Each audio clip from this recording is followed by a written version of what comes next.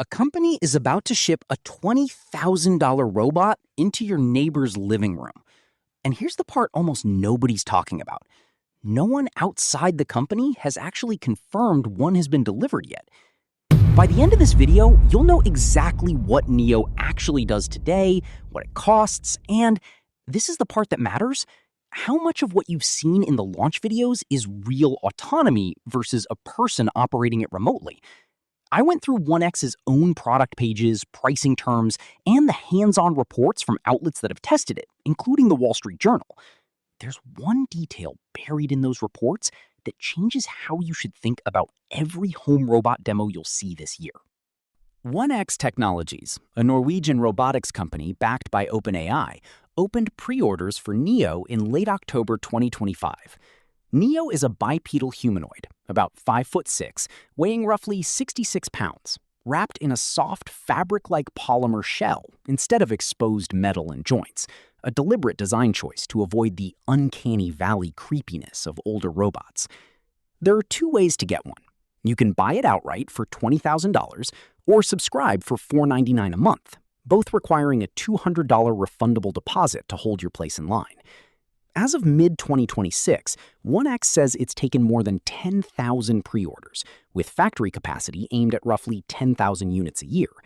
Deliveries are scheduled to begin in the US and Canada in 2026, expanding internationally starting in 2027. So, is there actually a Neo folding laundry in someone's house right now?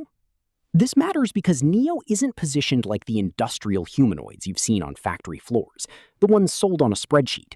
Replace this labor cost, get this payback period. Neo is sold like a lifestyle product, a subscription, a gadget you bring into your home the way you'd bring in a smart speaker, except this one can open doors for guests, fetch items, and turn off your lights.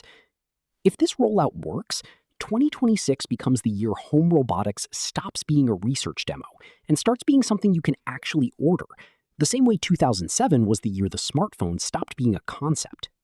Here's the part that got buried under the launch hype. As of mid-July 2026, no independent source, not a journalist, not a customer, nobody outside the company had confirmed a verified customer delivery of a working Neo unit. 1X's own language has stayed in the future tense, some this year, some later. And there's something bigger underneath that. When the Wall Street Journal got hands-on time with Neo, every single task they saw performed was teleoperated, meaning a trained human working remotely was piloting the robot's hands and body in real time, not the robot deciding anything on its own. 1X calls this expert mode.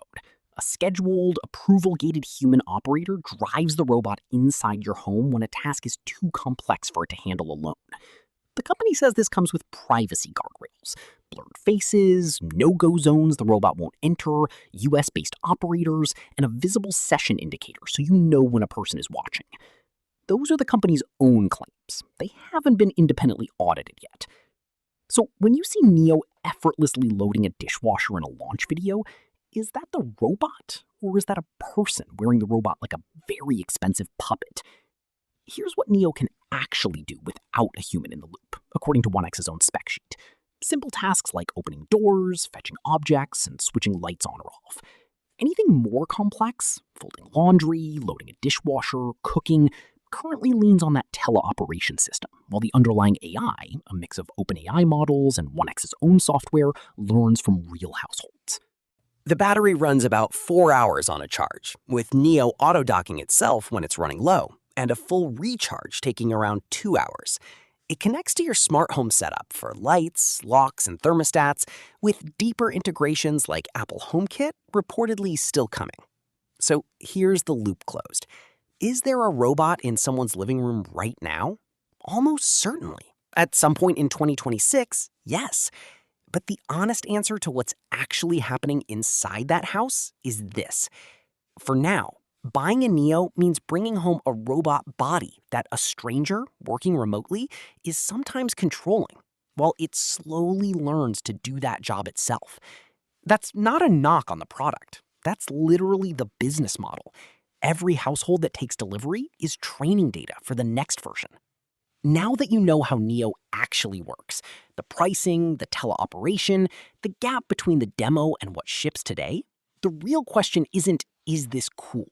It's, is this the one worth $20,000? Or is there something better already sitting on shelves, ready to go right now? No waitlist. I actually went and ranked exactly that. That video is linked right there, and it's up next on screen. 15 home robots you can actually buy today.